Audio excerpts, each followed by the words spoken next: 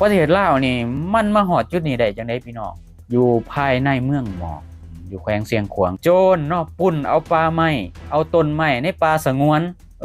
แปลกบ่พี่น้องประเทศลาวนี่มาฮอดจุดนี้ได้จังได๋วะมีโจรปุ้นเอาไม้อยู่ป่าสงวนพี่น้องเพราะว่าหยังเหตุนี่มันเกิดขึ้น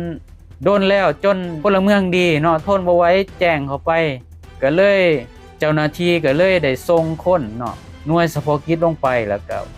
มีการปิดล้อมมีการสิทำให้ห่างไกลเจ้าหน้าที่ที่ลงไปตรวจสอบพี่น้องโอ้บ่ธรรมดาเด้แอดมินเคยเห็นแต่อยู่ในหนังพี่น้องมีอิทธิพลเนาะ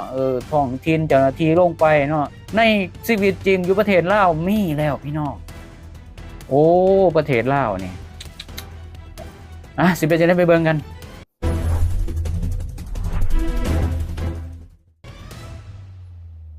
กับสบายดีแหละกับสวัสดีFCทั้งฝั่งไทยแล้วกับฝั่งลาวเนาะขนาดเนาะ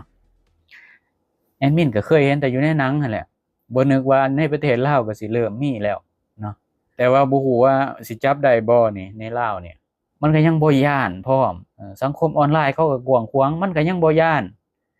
ในเมื่อมันบ่ย้านแอดมินก็สิจัดให้เนาะแน่นอนอยู่แล้วมันก็ต้องโจรพวกนี้มีผู้อยู่เบื้องหลังที่มีอิทธิพลอย่างแน่นอนพี่น้องแอดมินก็เห็นแต่ลาวนี่มีการปุ่นห่านค่ำหยังแบบองอาจอุกชะกันบาดนี้มาได้ยินว่าปุ่นเอาไม้ต้นไม้หวงหามในป่าสงวนเป็นหยังมันว่าปุ่นเอาทั้งเบิดป่าเลยให้มันแล้วไปเนาะปุ่นเอาภูเขาหั่นขุดเอาไปเลยโลดก็คือเรื่องนี้เกิดขึ้นนี่เนาะพี่น้องในระหว่างวันที่21 24 เมษายน2026ที่ผ่านมาเนี่ยโอ้เรื่องนี้ผ่านมาเนาะเป็นเกือบเดือนแล้วเนาะพี่น้องตั้งแต่เดือนที่แล้วก็แสดงว่าน่าสิบ่คืบหน้าบ่หรือแนวใดก็เลยเฮ็ดให้เรื่องนี้มันแดงมันได้หัวไหลออกมาคือเอกสารนี่หลุดออกมาแอดมินก็ไปเห็นในโลกโซเชียลพี่น้อง21-24 เมษายน 2026เนี่ยคณะทีมงานจากแผนกกสิกรรมและสิ่งแวดล้อมปกส.แขวงอยู่แขวงเสียงขวางได้ลงกวดกาป่าอยู่ภายในเมืองหมอกเนาะพี่น้องตามจุดที่ได้รับรายงานจากพลเมืองดีว่าซั่น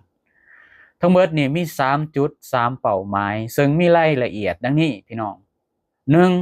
1ผลของการกวดกาจุดที่1เนี่ยเขตบ้านนำทองในวันที่22 เมษายน 2026ที่ผ่านมาทีมงานกวดพบไม้หัง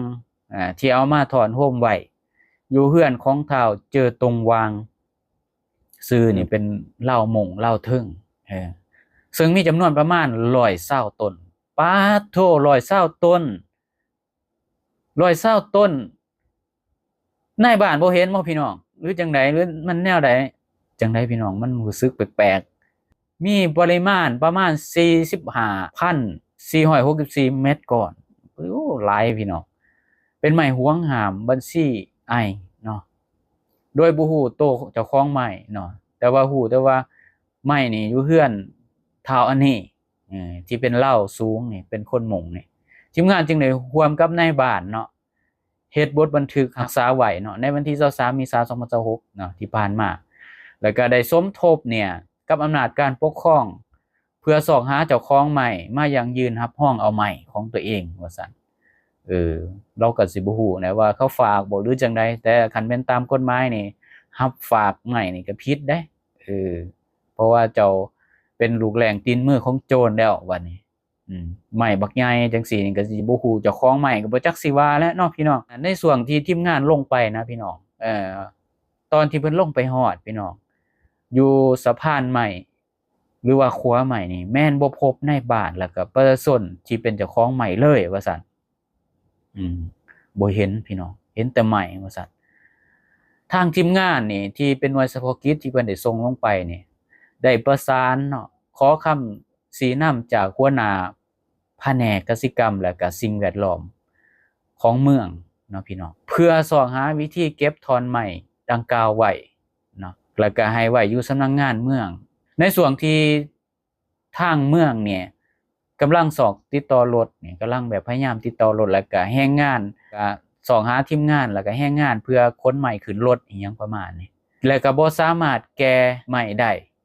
เพราะว่ามันหลายตกมาฮอดเนี่ยเวลาประมาณ 4 โมงตอนเย็นเนาะพี่น้องตอนแลง 4 โมงแลง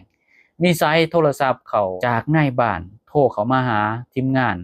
คือหมายเลขโทรศัพท์นี่020เนาะ968 10443ว่าซั่นบอกให้ทีมงานเนาะออกจากสะพานใหม่โดยด่วนว่าซั่นถ้าบ่ออกสิมีประชาชนไปอาละวาดว่าซั่นในบ้านบอกว่าแนวนั้น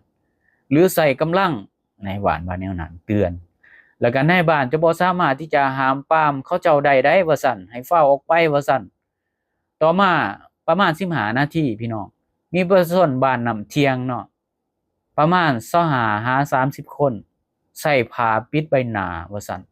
มีอาวุธครบมือว่าซั่นแบบมีฮอดไม้ค้อนมีมีดมีสปาต้ามีดาบอีหยังต่างๆเนาะขึ้นมาปิดล้อมทีมงานแผนกที่เป็นหน่วยลงไปกวดสอบนั่นแหละพี่น้องใส่วาจาเนาะคมคูบ่สุภาพแล้วก็เอาไม้ค้อนฟาดใส่รถว่าซั่นดังเปิงปางเนาะทั้งครูทั้งให้บ่ให้ใส่โทรศัพท์ว่าซั่นแล้วก็บ่ให้ถ่ายรูปพร้อมว่าซั่นบ่ให้ทีมงานนี่ออกไปไสว่าซั่นทีมงานหน่วยกวดสอบหน่วยเฉพาะกิจที่เพิ่นส่งลงไปนี่นะในขณะเดียวกันนั่นเนี่ยเขาเจ้าเนี่ยได้ใช้รถจกเนี่ยประมาณ4คันมาค้นเอาไม้ดังกล่าวไปคือใส่รถแบบแนวตักมานะค้นไปเนาะเอาไม้ดังกล่าวนี่ไปว่าซั่นแล้วก็ทางทีมงานเนี่ยพยายามห้ามอย่าเอาไปว่าซั่นเขามากวดสอบเนาะต้องกวดสอบว่าไม้เป็นของไผก่อนว่าซั่นแต่พวกเขาเนี่ยก็บ่ฟังได้พี่น้องทีมงานนี่ได้รายงานหาท่านเลขาพรรคเมืองเนาะเกี่ยวกับความตึงเครียดเพื่อสอบหาวิธีแก้ไขด่วนเนาะหลังจากที่ต่อมานั่นก็สิมีปกส.หยังลงมาซอยนั่นแหละพวกนั้นก็พากันหนีโอ้รถจกนี่รถแบ็คโฮนี่มันมีตั้ง 3-4 คันนี่บ่ฮู้เลยว่าเป็นรถไผเอามาแต่ไสเนาะหรือว่าเป็นรถคันสีเขียวหั่นบ่ที่ขนมานำรางรถไฟลาวจีนหั่นบ่ก็บ่ฮู้เนาะก็ต้องไปตรวจสอบเบิ่งอีกเนาะพี่น้องเนาะรถนี่มันคันใหญ่ได้พี่น้องมาฮอดจุดนี้แล้วบ่บ้านเมืองเฮาแอดมินก็สิถ้าฟังไปว่ามันสิคืบหน้าไปฮอดไสถ้าแม่นว่ามัน